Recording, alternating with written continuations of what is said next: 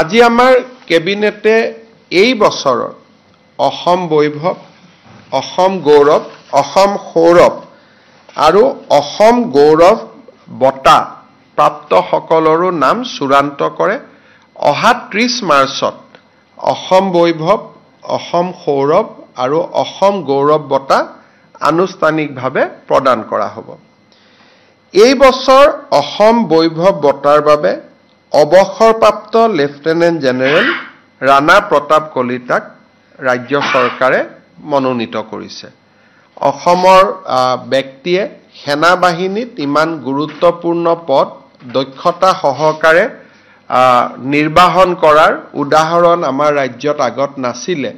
সেই lieutenant general Rana Pratap কলিতালৈ আমি এইবাৰ অসমৰ সৰ্বোচ্চ অসামৰিক সন্মান অসম বৈভৱ বঁটা আগবঢ়াবলৈ সিদ্ধান্ত গ্ৰহণ কৰিছোঁ।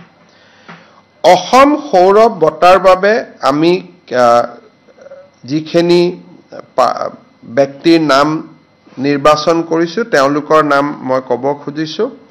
প্ৰথম আমি অসম সৌৰভ বঁটাৰ বাবে TCS টাটা কনচালটেঞ্চি ছাৰ্ভিচৰ প্ৰাক্তন চেয়াৰমেন ডক্টৰ S ৰামদুৰাইক মনোনীত কৰিছোঁ।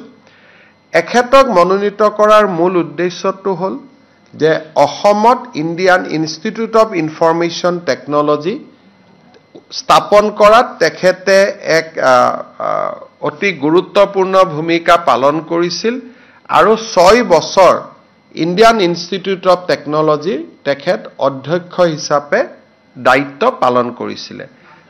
Doctor S Ramadorai he is the founding chairman of TCS Tata consultancy services আৰু আমাৰ গুৱাহাটীৰ ইণ্ডিয়ান ইনষ্টিটিউট অফ ইনফৰমেশ্যন টেকনলজিৰ তেওঁ অধ্যক্ষৰ দায়িত্ব পালন কৰিছিলে 6 বছৰ ধৰি আৰু নীৰৱে কাম কৰিছিলে।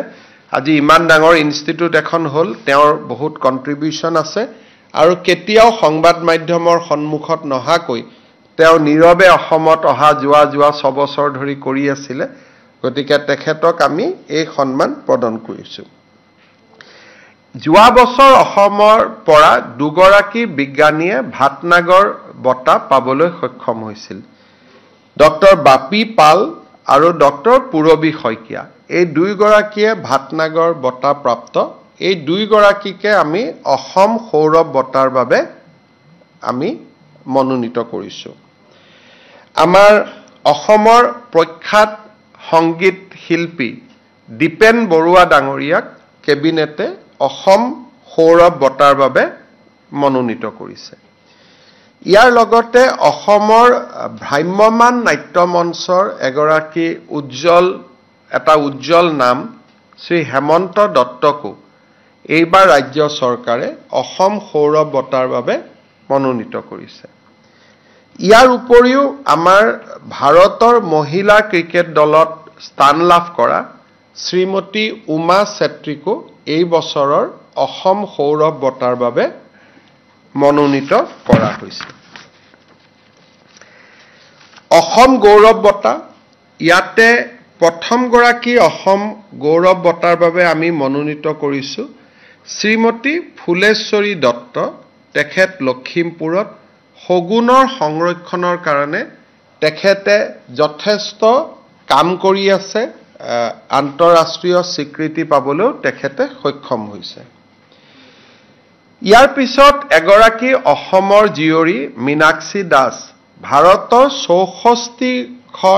বিশ্বৰ 64খন ৰাষ্ট্ৰলৈ তেওঁ মটৰ বাইকিং কৰিছে, এটা ডাঙৰ মেছেজ দিছে।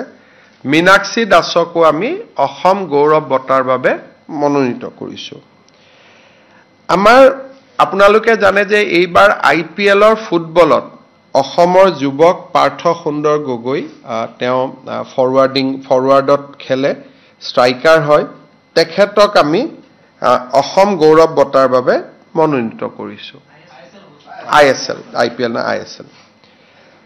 আমাৰ ধুবুৰীৰ যিটো টেৰাকটা শিল্প, সেই টেৰাকটা শিল্পত এগৰাকী প্ৰসিদ্ধ শিল্পী হ'ল শ্ৰী ধীৰেন্দ্ৰ নাথ পাল।